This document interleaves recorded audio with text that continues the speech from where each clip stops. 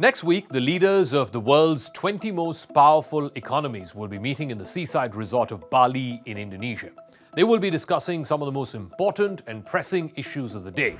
And right now, the most important issue facing the world is the Russia-Ukraine war.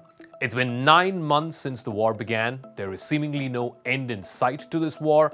And most importantly, with Europe going into a hard winter and shaky oil supplies and the possibility of rationing of fuel, massive power cuts, and even the possibility of oil price caps coming into effect from the first week of December, can the world's most powerful leaders agree to come together to put an end to this war?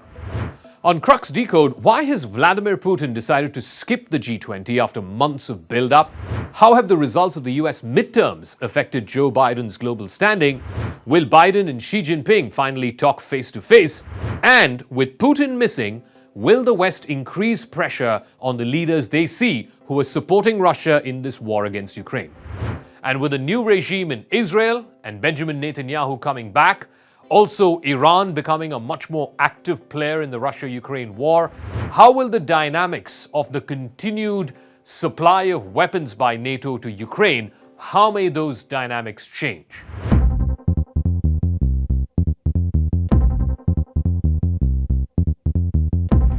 Russia's Foreign Minister Sergei Lavrov will be standing in for President Vladimir Putin in Bali.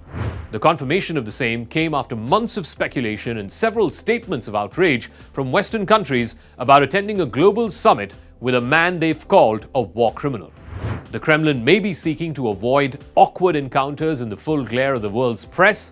For example, Western leaders may have skipped the traditional family photograph that's taken at every G20 to avoid being in the same frame as Vladimir Putin.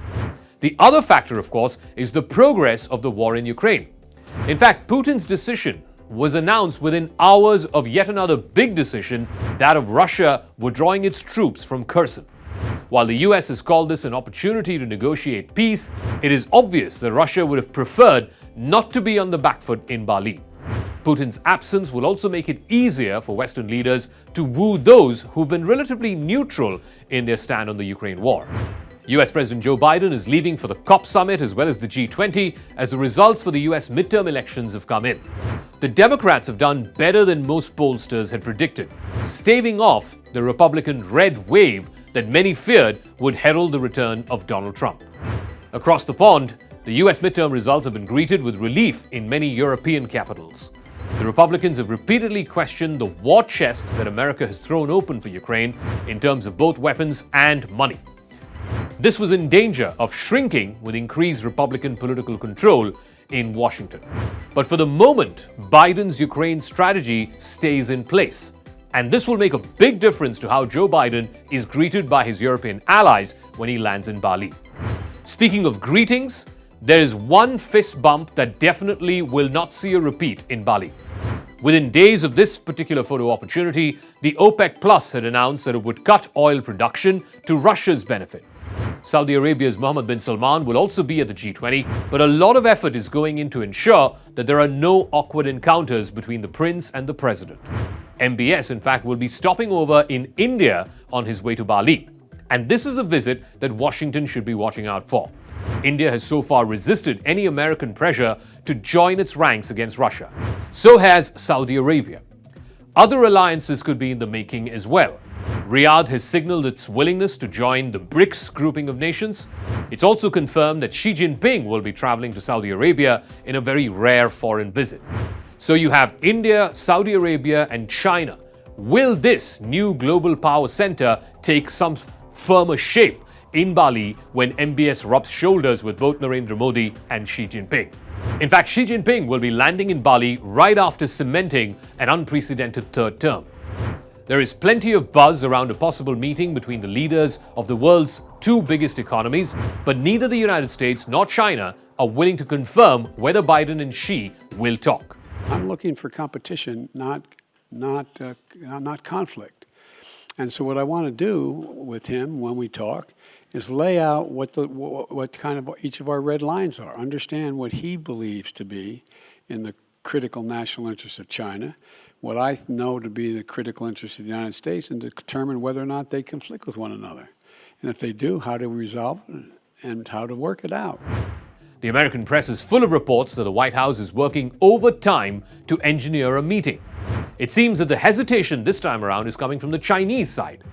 Now that the midterms have given Biden a boost, the Chinese may be more than willing to deal with the US. But the US, with its hawkish stand on Taiwan and its trade war on China, has done little to woo Beijing so far. Xi Jinping will be strengthened by historic domestic developments and his unquestionable grip on power. His recent instructions to the PLA, the People's Liberation Army, to be ready for war indicates that he's in a mood not to kowtow to the Americans anymore. The other area of flux is what is happening in the Middle East. Benjamin Netanyahu, who happens to be the longest-serving Prime Minister of Israel in multiple terms, he has now returned at the head of yet another right-wing coalition. Again, though they are friends and their friendship goes back 40 years, there is little love lost between Bibi, as Netanyahu is commonly known, and Joe Biden. It goes back to Biden's days as the Senate Foreign Affairs Committee chief, and Netanyahu at that time had served back in the 80s as the Deputy Ambassador of Israel in Washington. In fact, once Biden had gifted a photograph to Netanyahu saying, "Bibi, I don't agree with a single damn thing that you say, but I still love you." Now, this will be Bibi's chance to take a pot shot at a weakened old friend. What will also be playing on his mind, in Netanyahu's mind, is the deteriorating relationship between Washington and Riyadh.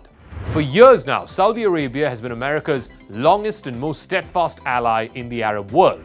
But of late, things have been rather fraught, with the Saudi Arabian-led OPEC joining hands with Russia in curtailing daily oil supplies globally. So Biden's visit also, which happened to Saudi Arabia a few months ago, did not particularly go down well, with him publicly chiding Mohammed bin Salman, the Saudi ruler, for the murder of Saudi journalist Jamal Khashoggi. Now, if that weren't all complicated enough, there is also the entry of Iran into this Russia-Ukraine war theater. Especially in the last few weeks, there is growing evidence of Russia using Iran-made kamikaze drones to attack civilians as well as the energy infrastructure of Ukraine. Though both Russia and Iran have officially denied this, US intel officials believe that both the Shahid drones as well as the higher-end Mohajir drones have been used by Russia against Ukraine. The entry of Netanyahu will also put paid to any kind of rapprochement between the United States and Iran, particularly with regard to the Iran nuclear deal. That deal will now be a complete non-starter to Israel. Under Netanyahu, who in the past has said that Iran acquiring a nuclear weapon is the single biggest threat to the Middle East. So it is in this context that world leaders will be meeting in Bali for what could be the most consequential G20 of this generation. It's not just the future direction of this Russia-Ukraine war. That is just one small part of what's at stake here. It could even decide the very direction of global geopolitics itself, with an America that is weakened, a China that is emboldened, and a Russia which sees that it could eventually emerge a victor in this war, something that seemed extremely unlikely even up until a few weeks ago.